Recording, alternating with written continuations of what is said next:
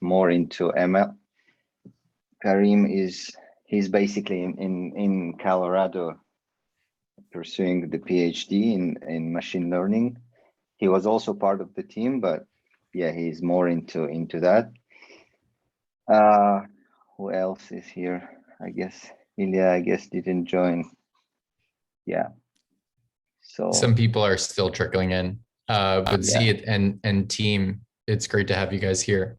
Thanks for hacking on Ceramic. Thank you. Pleasure. Yeah, welcome. Pleasure taking part in this. Yeah, so I think Max is gonna be showcasing today and explaining the architecture of what we did. We have the slides. We bought the domain the day before the hackathon called keramify.xyz, just for demo purposes. So I can send it in chat. Cool. I don't think we have HTTPS working. Let me check before sending. Yeah, so Lauren apologized that she couldn't make it, but she's out today. She did put together an agenda though. So happy to share that. There's definitely big blocks for demos. Thanks for sharing the link. Anyone else that's new want to introduce themselves or say hi? If not, great to have you here.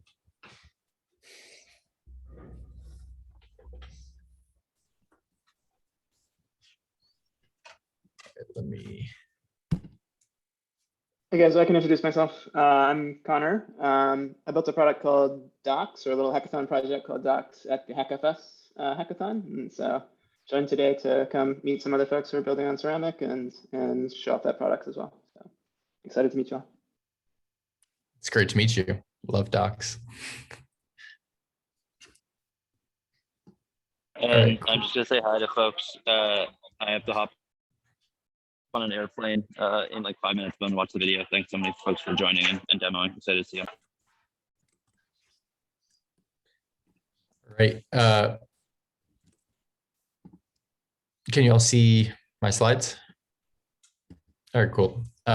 So generally, the agenda for the next hour or so, if we need all the time, will be Ceramic updates. So just updating on the Sovereign Data Hackathon that's coming up, I think starting October 7th and runs for 2 weeks.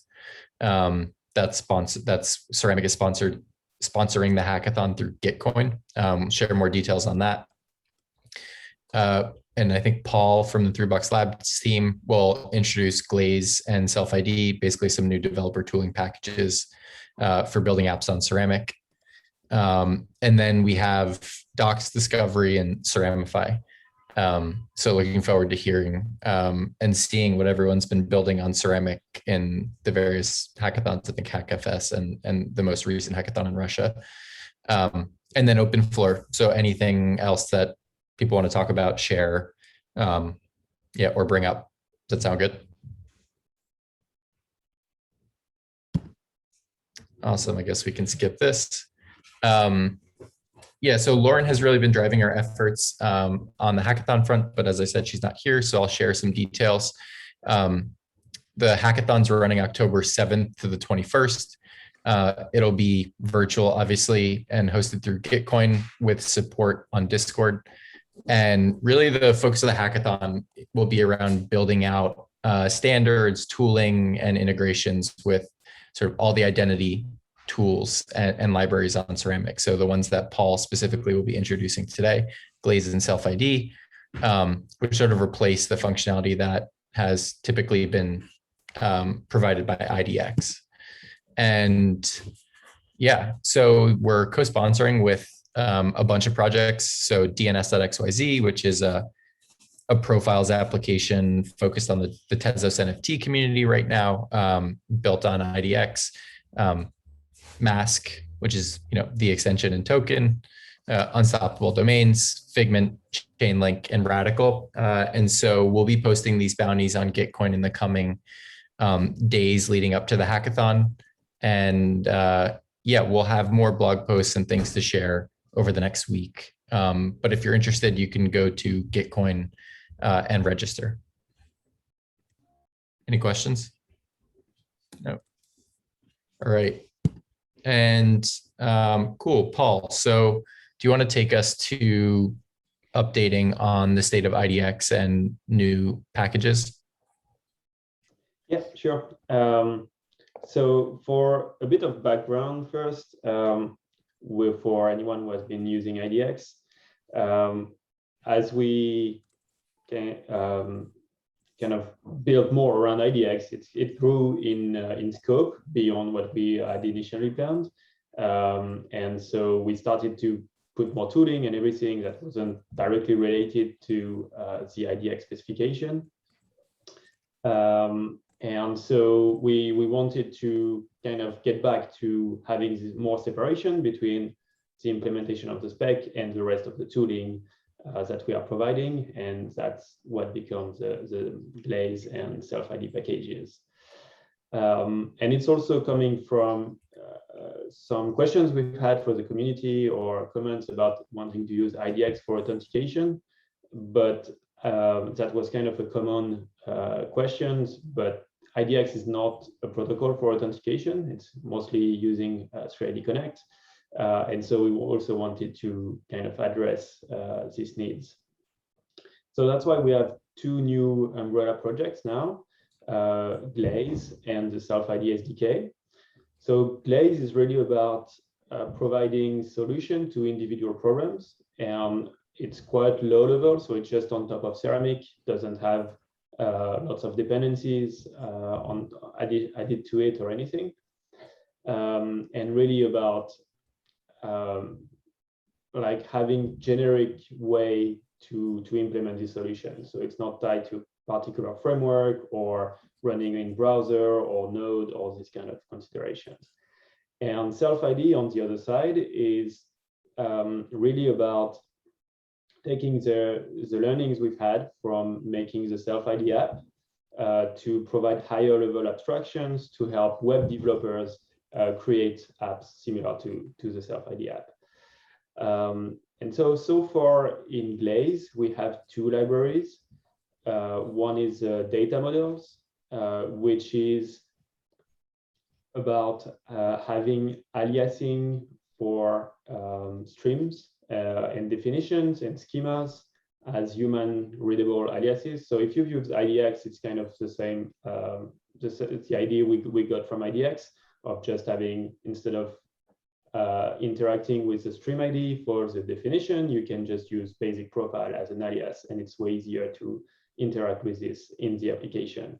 And so with the data models, we are bringing it to be more generic and not only using with IDX, but with any other library that wants to do something similar.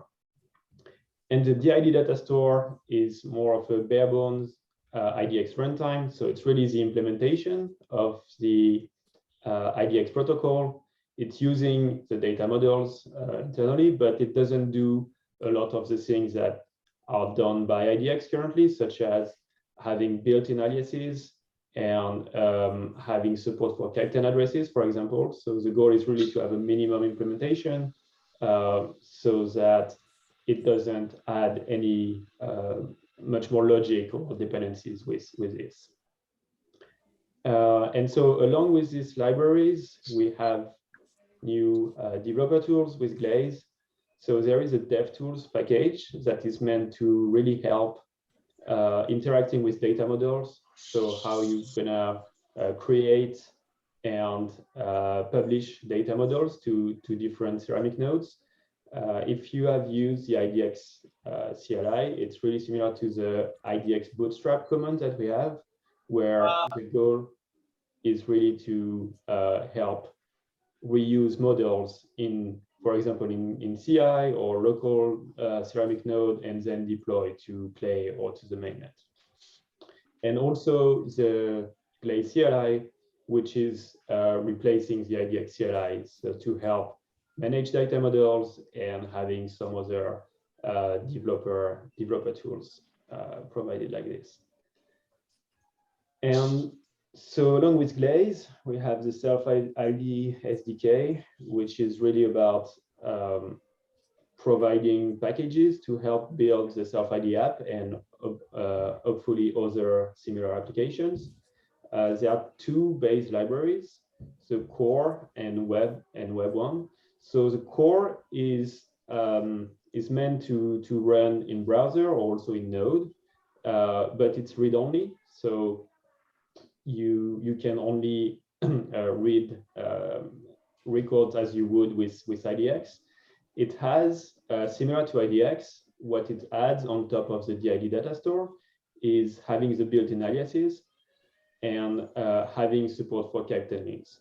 So if you want to have something really close to what IDX does now, that would be the Self-ID core. And the web library, it's a browser-only solution because it adds the authentication using 3ID Connect. So if you are using IDX now, you probably need to use 3ID Connect with it in order to have your users able to write records. And now with the Self-ID web package, you would pretty much get them both together. So it should be a bit simpler of a setup to just get started with the ecosystem.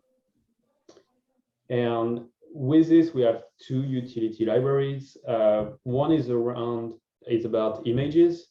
So it's mainly about, again, things that were done for the Self-ID application in order to upload images to IPFS. And before uploading them, also resizing them, because we are setting up multiple sources for the images so that it's easier, for example, to make sure first you don't end up with a 2 megabyte image for an avatar or these kind of things and having like reduced size or this kind of stuff. And also when loading these images, being able from a basic profile to select among multiple sources, which one is the best in terms of these wanted dimensions, what is the best source among the available ones. So that this kind of utilities that were built for Self-ID and can be useful to other applications. And the 3-box legacy is, again, if you have used it in the current IDX runtime, so it's mostly just one function that allows to load a legacy 3-box profile as a basic profile. So if you were using 3box.js, you can use it in your app to load an old 3box profile as a basic profile in case your user doesn't have a new 3ID profile.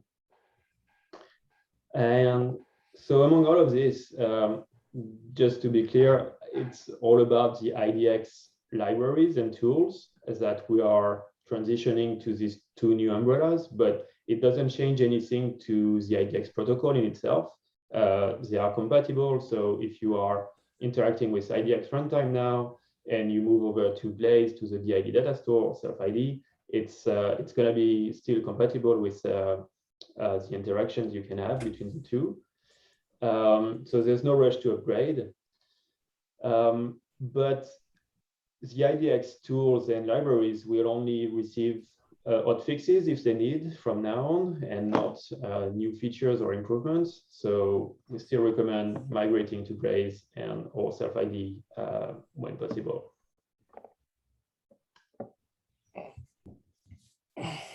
Thanks, Paul. That's a lot. Yeah, it's going to be really helpful, I think, for just like getting started. And that Self-ID is sort of the bundle, removing all the sort of thinking about setting up 3ID Connect and setting up DID resolvers and all that. All right, cool. Let me continue sharing. So I think now is time for presentations. So first up, let me check the slides. All right. So first up is docs. So Connor, you're up. Cool, thanks, Michael. Let me share my screen.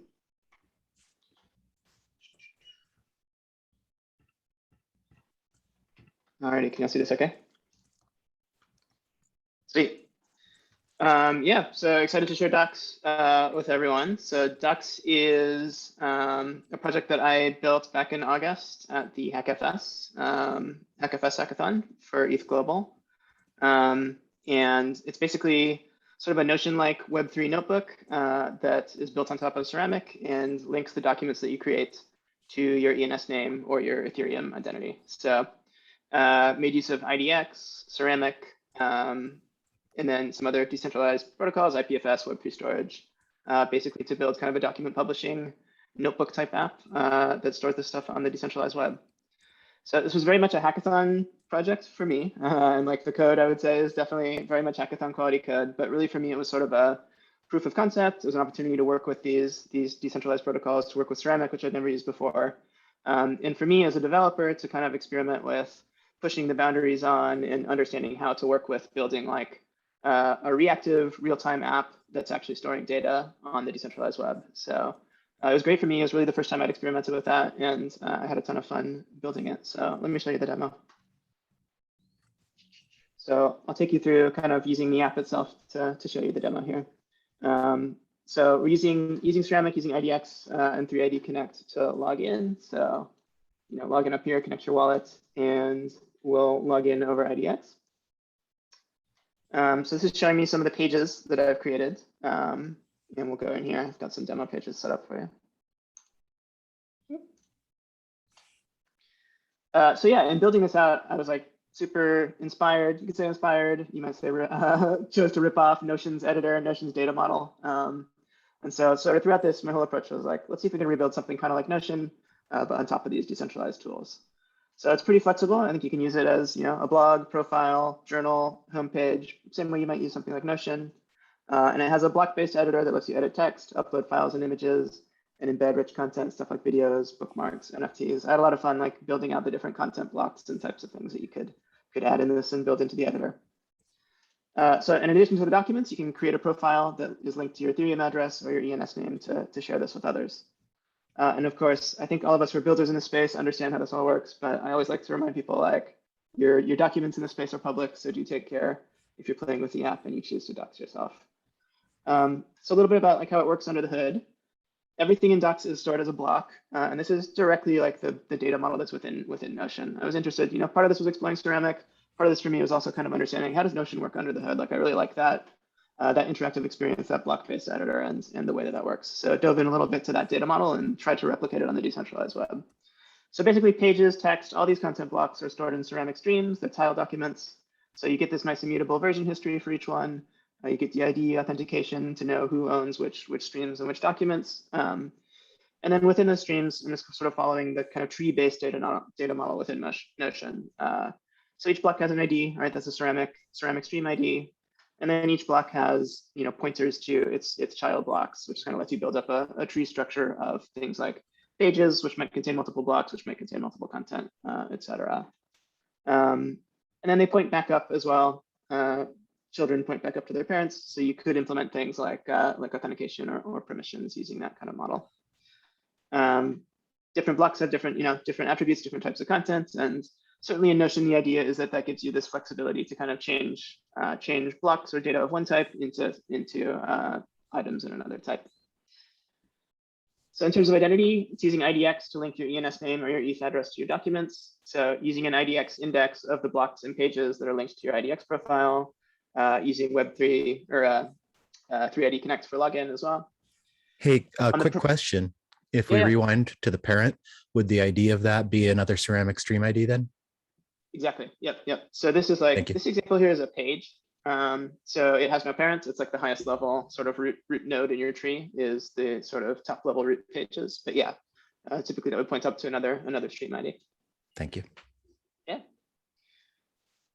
So there are profile pages. Those read data from IDX as well as from ENS text records if you have those enabled. So they're using that IDX basic profile schema, the same sort of shared abstraction that self-ID and other tools are. And then I created a separate sort of custom schema that stores all social account usernames, which I'll show you in a bit. In terms of hosting, it's the TypeScript and React app. I was trying to do this in as decentralized a way as possible and really kind of lean into these tools. So it's hosted on IPFS. It has an ENS address as well. So you can access it at basically any of these links below, depending on like if your browser supports ENS resolution or IPFS resolution. But on Web2, you can visit it at docs.link. If you can resolve ETH addresses, you could use docs.eth.link or docs.eth to go check it out. So here's a little demo of the editor. So we have sort of Notion-like text blocks in here. You can add markdown blocks for text, supporting stuff like bold, italic, strike through. Upload images, resize images in the editor. You can upload files. Here's the ETH yellow paper. All right, I told you this was hackathon quality. There we go, came back. There's some rich content blocks as well, right? Stuff like here's a link, a bookmark link is what Notion calls this. Here's an embedded video, and then some sort of Web3 native blocks. Here's an NFT block. So you can add and create, modify these blocks and things. Here's a callout block. Let's like add one here. Just add another callout.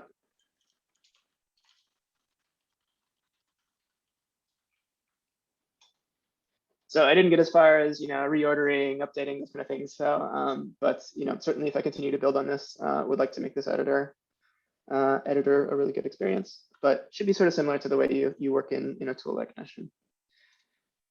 So you can click copy link up here in the upper right to get a public link to a page. And here's an example of that. So sort of just like Notion, you can share your docs out in public. Here's an example for an earlier hackathon project that I built, and you get kind of a nice clean read experience. You can grab this link, share that out over the web. You can probably notice this is a Ceramic Stream ID as well here in the URL. And then up here in the upper right, you can see who owns this doc, right? So this is linked to my ENS horsefacts.eth. We've got profiles, right? So we can click that. Let's see if we click that from here, this should take you to my profile. So yeah, the profile page uses that IDX basic profile, right? So you have sort of this self-sovereign data profile that you can link up to your ENS address. So I've got an emoji in here on my my IDX profile. This will link out to Etherscan if you want to really dox me and look at all my transactions. And then over here, I've added some of the supplementary data like my Twitter account, GitHub account, etc. So kind of a nice profile page. And then most important, it also links all these docs that I've published on the page. So this is kind of the public view of my profile. You could click over here and browse any of these things that I've published.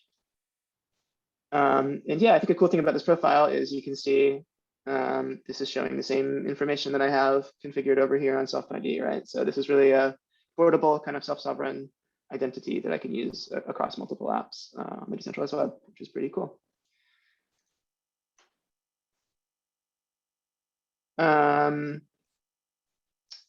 Yeah, what I learned from this. So yeah, this was super fun to build. I think it was really interesting to build on top of decentralized storage and sort of adjust to the different set of trade-offs that you're working with than building a Web2 app, right?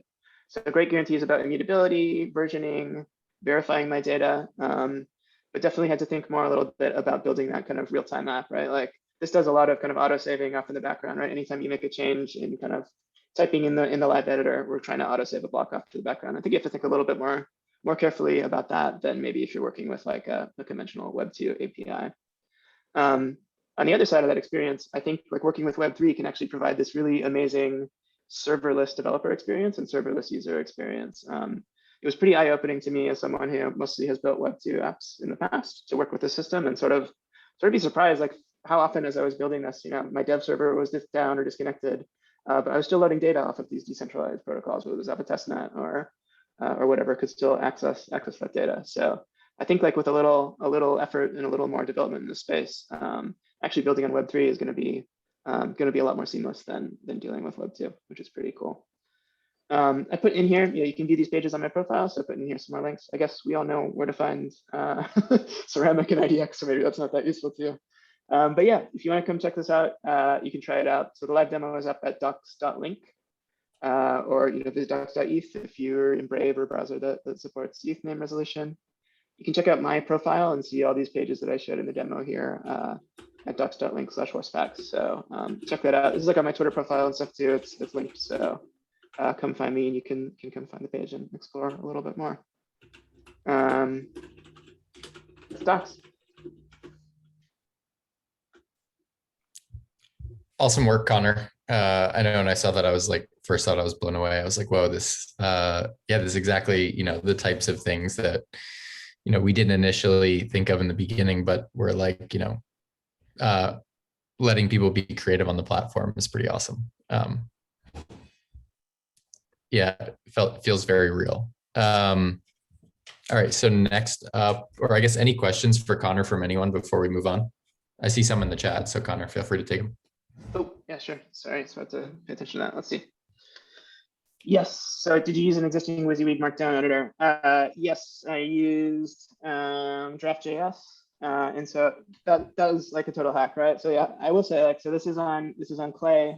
This is on, what is Clay associated with? Ropsten. So like your ID is on Ropsten. The data is stored on Clay. And definitely, if I were to take this and build this out into like a real app, I would think about some of these things a little harder. So yeah, right now it's like the Draft.js state is basically serialized into the stream. There are probably better ways to do that if we're building a really good solution. So that's one of those things I think about. Having version history public is very cool, especially for trust. Yeah, I totally agree. I didn't get as far as like undo and redo sort of functionality, but in principle that's really possible and pretty cool to build with a tool like this, I think.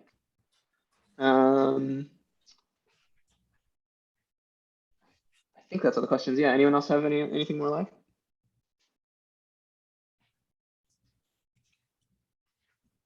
Cool. Thanks. Awesome. Yeah. Thank you, Connor.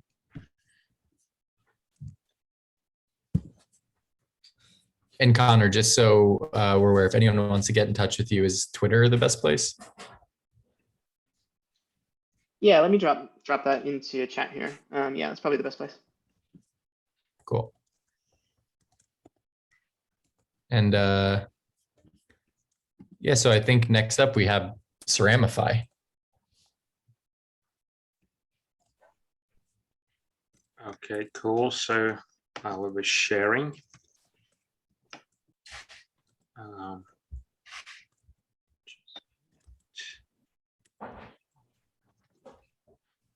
Okay, so I'll be start with slides that we showed on Hackathon.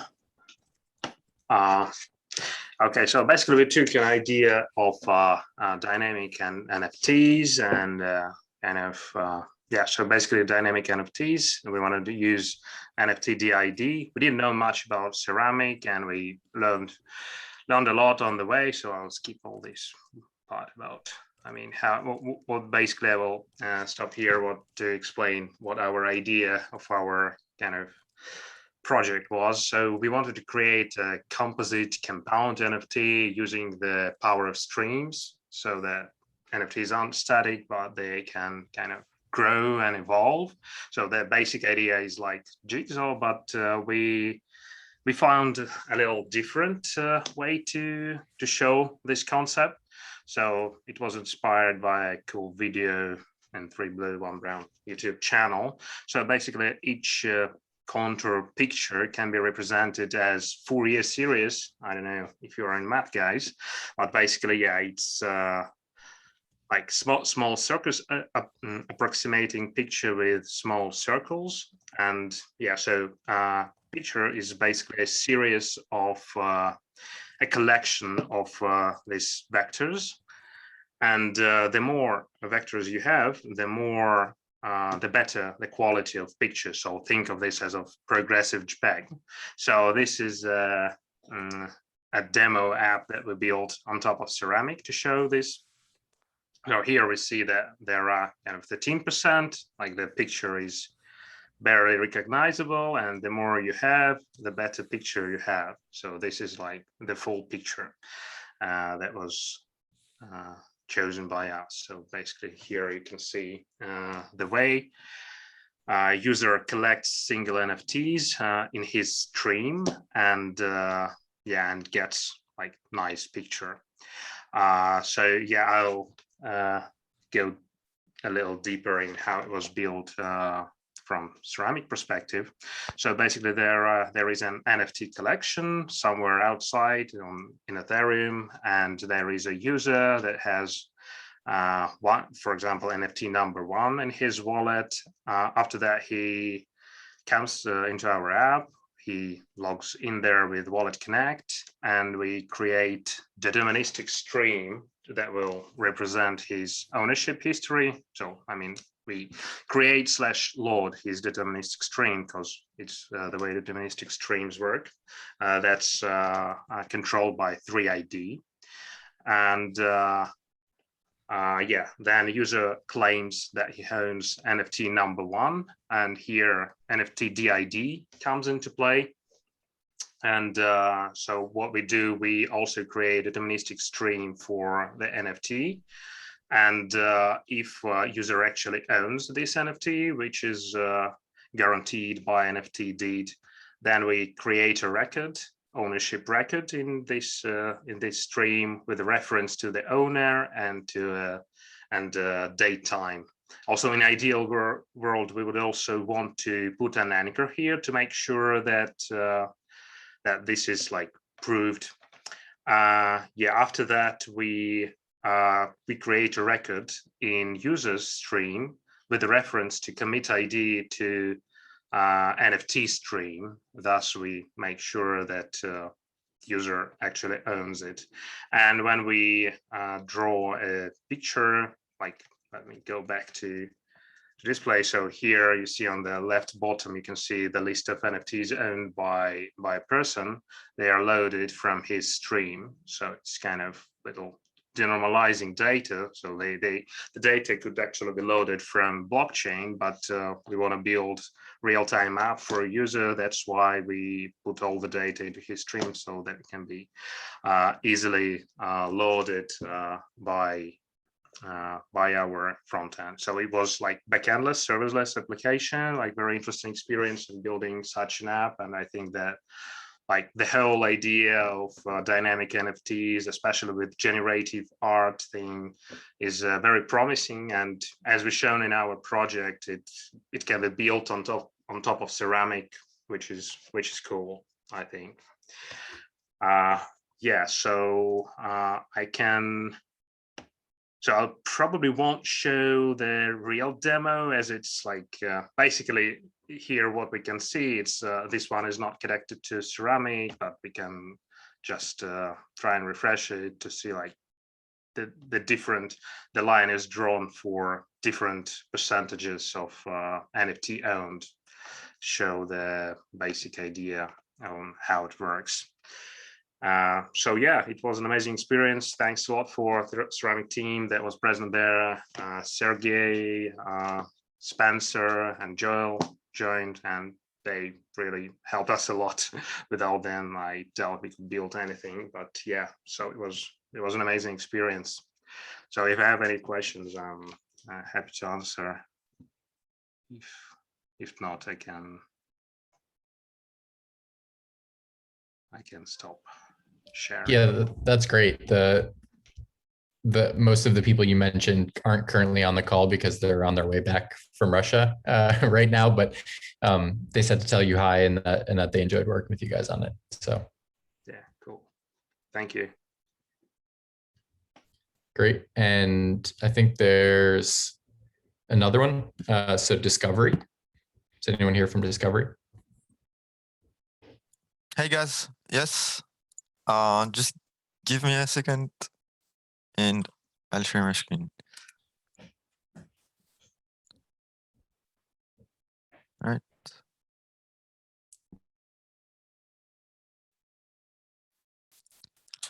Okay, so our project is Discovery, and the idea behind this project is to have like a gateway where newcomers to the space, but also people that are always willing to learn, can come and have a curated list of projects.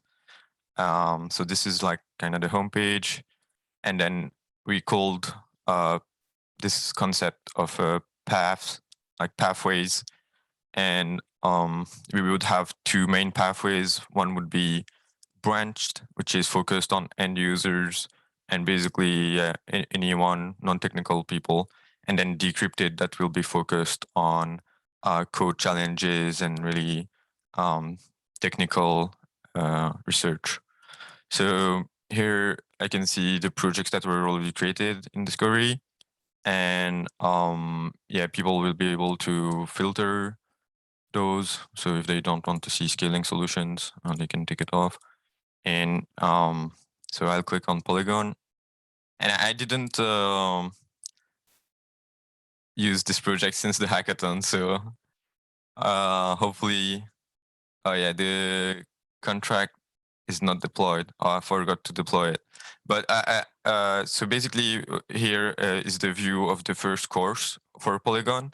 And the courses are created in Gitbook. So it will allow collaboration between community members, like researchers, to bring up yeah, quality courses with nice visuals. And then we have quests for a course. In this case, it's a quest for a branch. So it's like a simple quiz. And once the user answers correctly,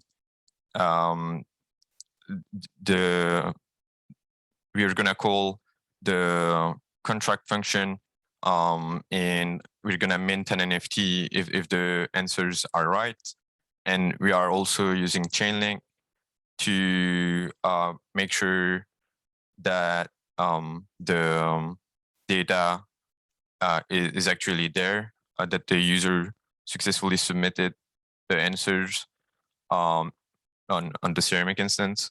So, and yeah, once that's compared, we return like a success, and then the user will be able to mint his first Polygon NFT. And we are thinking of having a dynamic skill tree. So I would complete this, receive my Polygon DeFi and NFT, and that would just add up to my skill tree on the Polygon bubble, let's say. So yeah, sorry, I wasn't able to do a complete demo, but hopefully this gives you a bit an idea on what we've built. Very cool. So did you actually set up the Ceramic Chainlink integration? Yeah, we did with a simple GET request.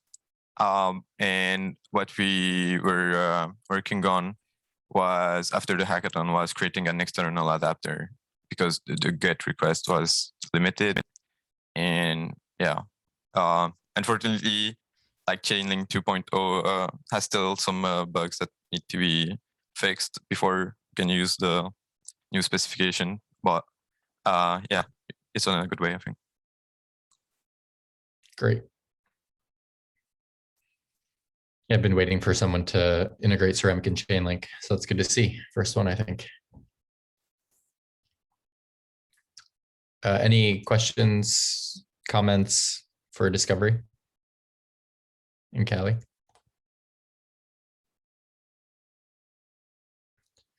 All right, then I think that's actually, I think there's one more project that was submitted as a video that they asked me to play, so I will. Hang on. Okay, so this was another project from the most recent hackathon, and they couldn't be here, so they sent a video. Can you all see my screen? Small. Yep.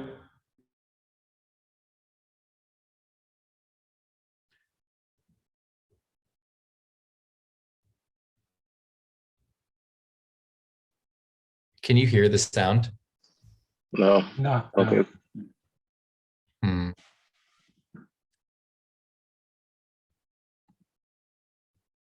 Yeah, the sound, we might not get the sound to work.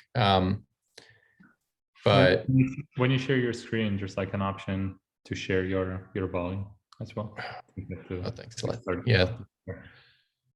Thanks, Celeste. Yeah, let me see.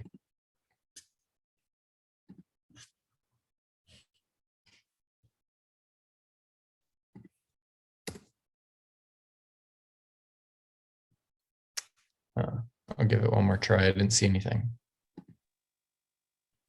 Oh, share sound. Yep.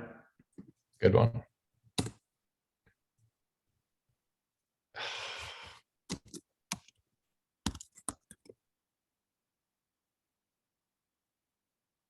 Okay, let's give this one more try.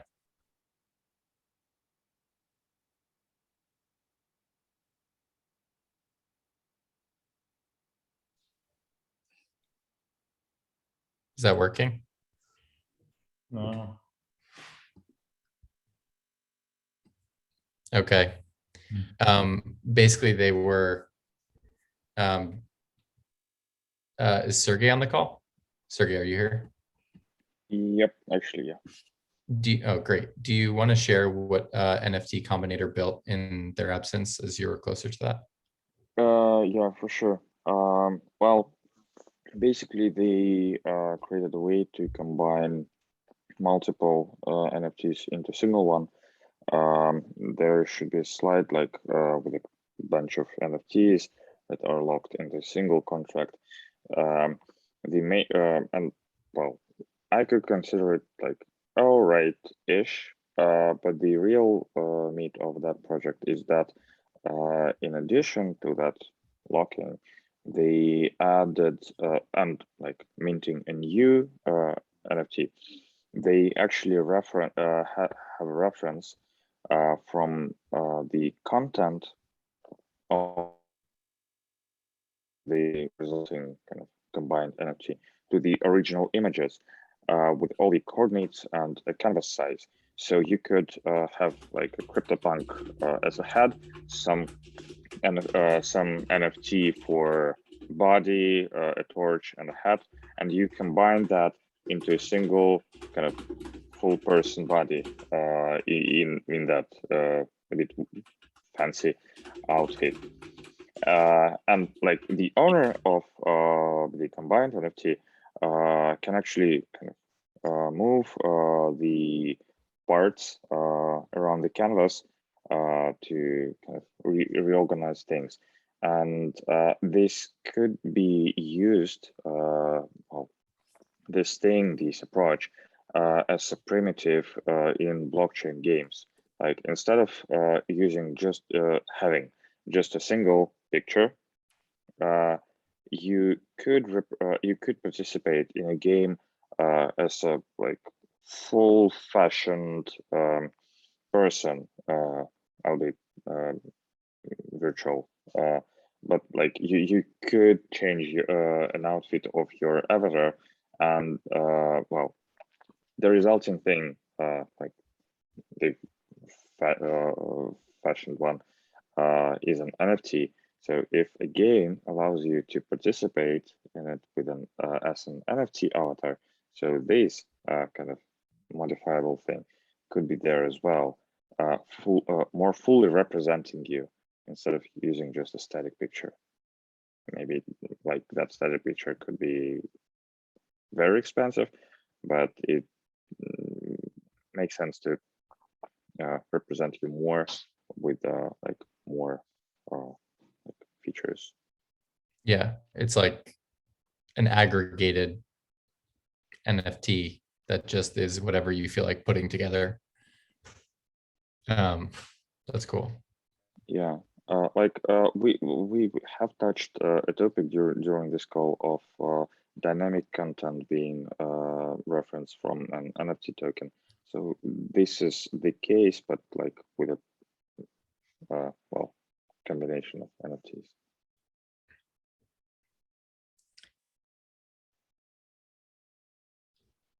Yeah, Fungiproof demoed, I think, a few calls ago. You can probably see it on one of our past recordings on our blog. It might be 1 or 2 ago.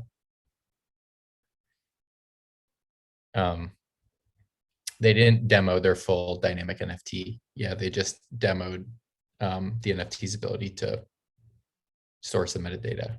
But yeah, we should catch up with them. So that's all that was on the agenda for today. So open floor, anything you want to chat, discuss, questions? tell us ways to make Yeah. this better. Yeah. Hello everybody. You can hear me? Yep. Yeah, we also was in a hackathon last week, and if there is a chance, we can present some what we have about our idea and project. Okay. Yeah, that's great. Okay. I will share my screen to show you a small presentation as we have right now. So okay, you can see, yeah. Anybody can see it? Oh, okay. I'm presenting LifeLoop, and we right now on the pre-alpha of our product you choose. It is application for dynamic NFT collections.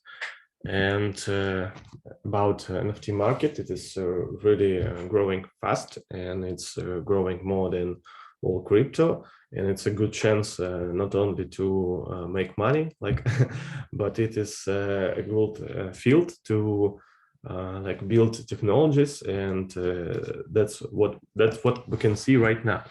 And our passion is not just inventing some. We are wanted to give an opportunity to NFT buyers to take part in the creation process, and Ceramic is helping us with it. So the main idea that today's NFT collection that are programmatically generated, they are static. It means that at least NFT is minted, a whole collection is minted, and nobody can choose the NFTs in whole collection. We are working on the application that helps to choose parameters when you're buying an NFT for the next one. It means that buyer for the buying can choose like the rarity, or can choose the which parameter was shown like in the next one NFT. So in this way, buyers are controlling and governing the whole collection. The rarity of parameters are not sustainable, like they can be anything.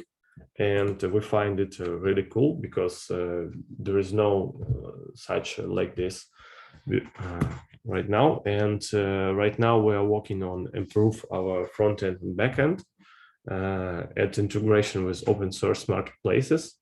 And we find it to build our own NFT marketplace, and also promoting the brand and encourage the audience, and build a monetization model and calculate unit economics. About NFT, about Ceramic streams, we already found how to use it. It was in a hackathon, and we work on this week about it.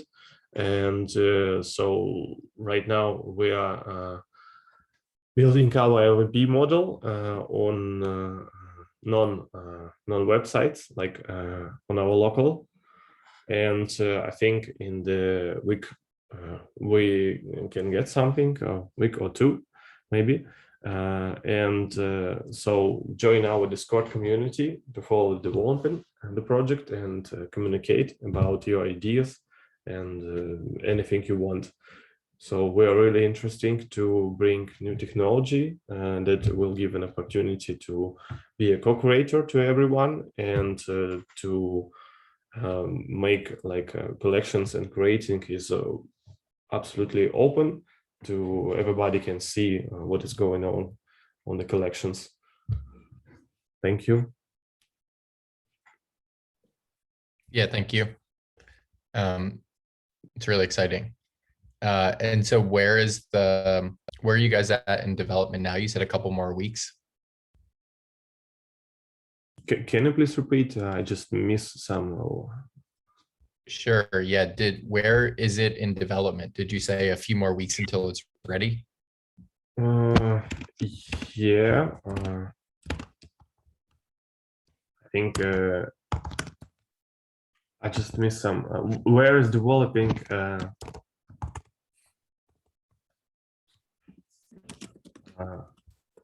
Yeah, is it live? We need 2 or 3 weeks for implementing MVP for showing you or somebody our progress after hackathon, because we are working on our main jobs and have no enough time to work with this project, but in the next holidays we working on it. Awesome. Yeah, thanks. I look forward to seeing it when it's ready. Any more questions? Hey, presentations? Yep. I had a few questions, if you don't mind. So I was wondering if Ceramic is production ready right now. I know some dApps are using it, so I guess it is, but I'd just like to make sure. And I was wondering, like, what happens if the Ceramic gateway goes down, or even if Ceramic, I don't know, get maintained. Will there be a process in which we could recover our data?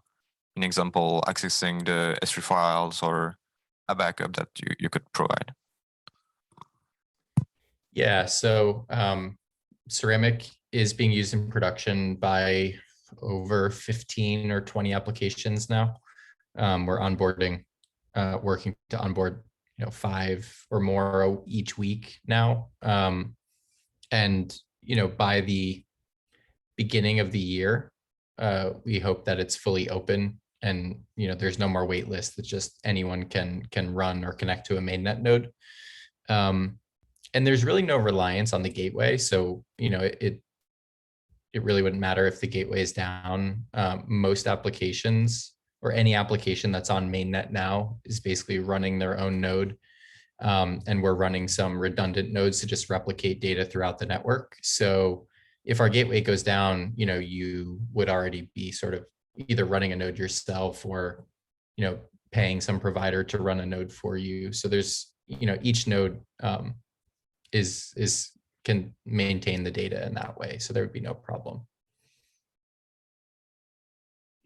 Yeah, we're working on our backend, and Ceramic, it's just to give an opportunity to everybody, like see what is going on. So for Ceramic, it's just links, and information will be there, but also we will have our backend, like to storing the data for those. If something happens, we have a snaps like, and also NFT will be on the blockchain, so the most recent information will be there also. So this about like creating process Ceramic we need, and to give everybody to opportunity, like watch what is happening.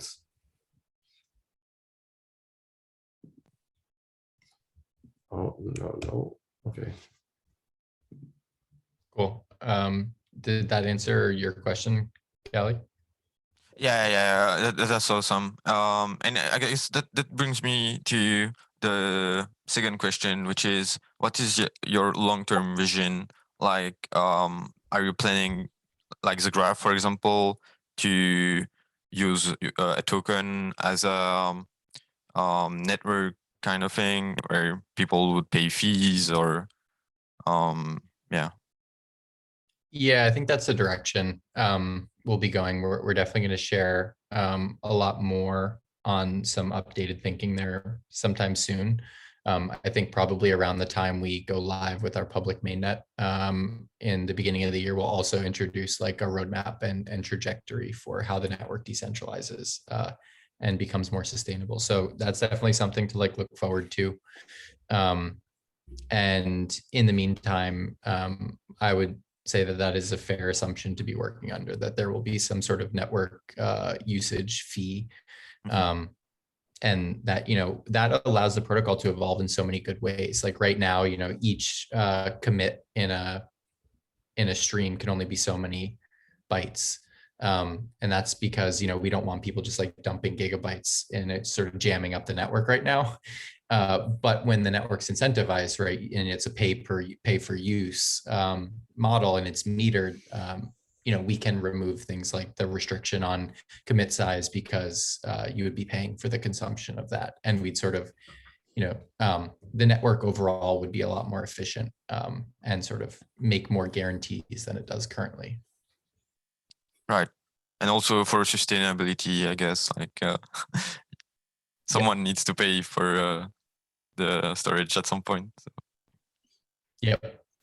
Well, I mean, even now, like, if you're running a ceramic, if you're an application on mainnet and you're running a ceramic node, you're still paying for some sort of, hosting fees for your own node, even though the data is being replicated elsewhere. So in some ways, you're kind of paying for it. But yes, more explicitly paying the network so you don't have to run anything is sort of where we're going. Cool. Thank you. Sure thing.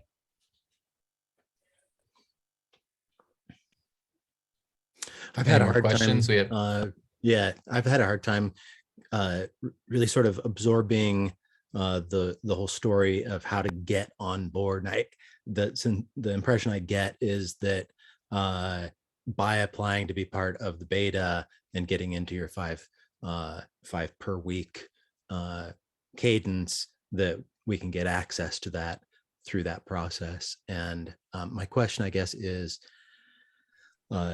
if that is the code that we get access to, is that already open source and we just get handholding in that program, or is it that we get access to code for that node that isn't available otherwise? Yeah, everything's publicly available. So like the only reason why there's a wait list is, well, one, we want to make sure the network is sort of, performing well and making sure that all nodes are well run, especially early on, since there are so few nodes. We want to make sure that everyone that's spun up is like done properly. And, there's some work that we can do on making that experience easier. But for right now, it does require a little bit of consideration and care. And the second reason is we don't have, we're still using JS IPFS under the hood. And so it means that we don't have the DHT for, peer-to-peer node discovery in libp2p. And so as a result, we have this, we use a GitHub repo for peer discovery. So every time a node starts up on the network, it sort of reads the peer list from a GitHub repo. That's open source. And so really all that's needed to join the mainnet is to have the peer ID of your node added to that GitHub repo. But in order to merge that right now, we're just sort of making sure that all nodes are well run. And when we go to public mainnet, there will be no checking of nodes and there will be no GitHub repo needed. It will sort of, you start up your node, it connects to the network. So it's just a temporary thing. But if you're interested in deploying to mainnet, I would just say reach out on Discord and show that your app's ready on testnet, and then it just looks like changing the endpoint inside your application. When we do get on the mainnet then and we're running our own node, is that node also contributing to the capacity of the network or the redundancy of the network? Yeah, both. So in Ceramic, you can think of it sort of as like each node is its own, execution environment. They sort of are meshed in a peer-to-peer network. Once the blockchain is, introduced, there'll be a different architecture. But right now, spinning up your own node, you can just perform transactions to your node. So it sort of increases both dimensions, and every sort of time a stream is updated, that new state is replicated throughout the network. And then the other nodes perform the same computation to get the new state as well. So every new node that comes online is, increase the capacity. And it sounds like those are just functions of it being IPFS. Yeah. And you mentioned one kind of dependency on JS IPFS. I heard that there was maybe a second one, Dag Jose? Yeah, so the way that with IPFS, we really, for the most part, care about libp2p and IPLD. And IPLD, the way that you run it, it's linked data structure. So we created a specification for how to do Jose JSON object, signed and encrypted data using IPLD. And so we have that codec, but we just got that codec merged into Go IPFS out of the box. And so that's nice because it means that now everyone that's using IPFS could also use DAG Jose automatically. But it basically just means that under the hood, actually each commit in a stream or each is actually 2 linked data objects.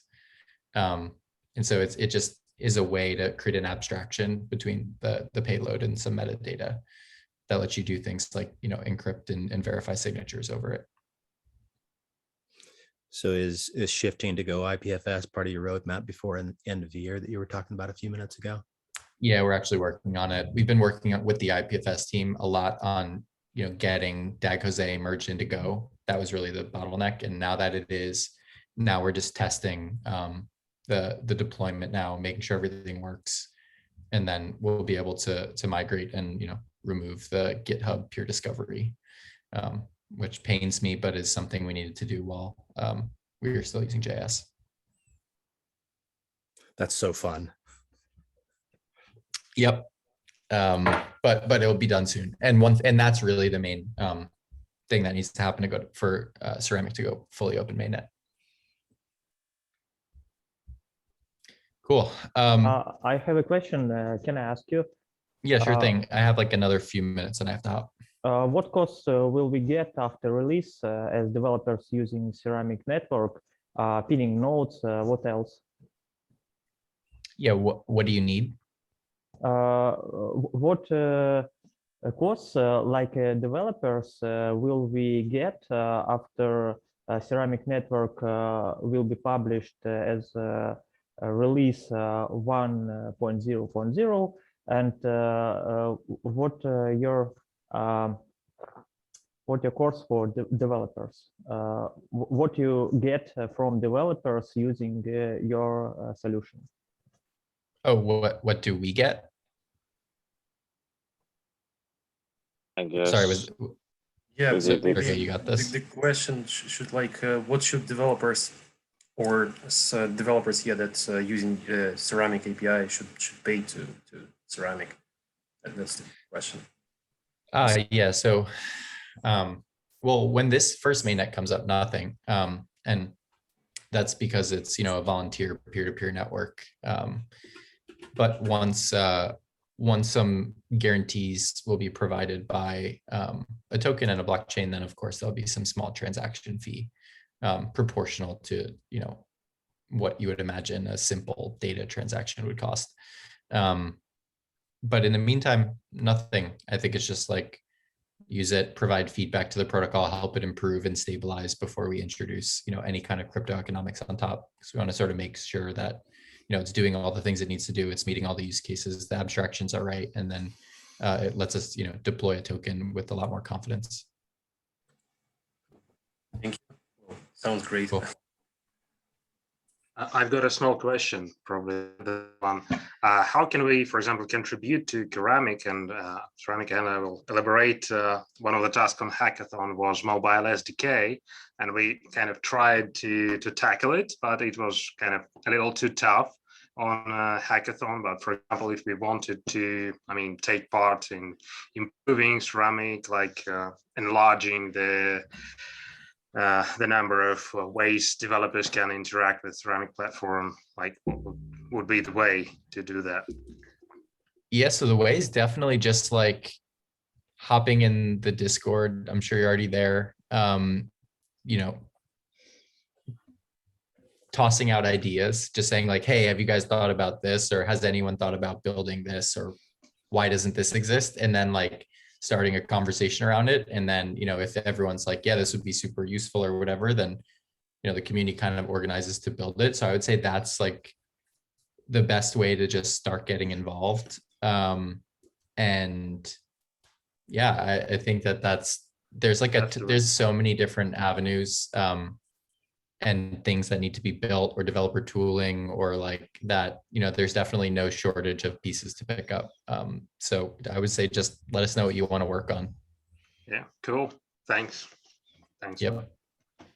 In that category, the learning landscape around ceramic is a little bit difficult for me. And I'd be really interested to do some community developer calls where we explore that landscape together and paint pictures, build some diagrams and documents and have discussions and capture that to serve the community with like meaningful material that people can use to like wrap their heads around like what it is, how does it work, how do you integrate the IDs, how do you make 3 different record types with their own schemas and their own streams and hierarchical stream, you know, all these things.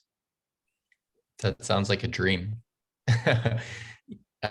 Yeah, so I mean, if that's something you're interested in, even helping us think about or identifying gaps or even leading some of those efforts, we would definitely be excited and open to that. Sign me up.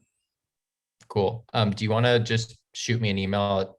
I'll put my email in the chat so everyone has it if you need to email me, but. Are you on Discord as well?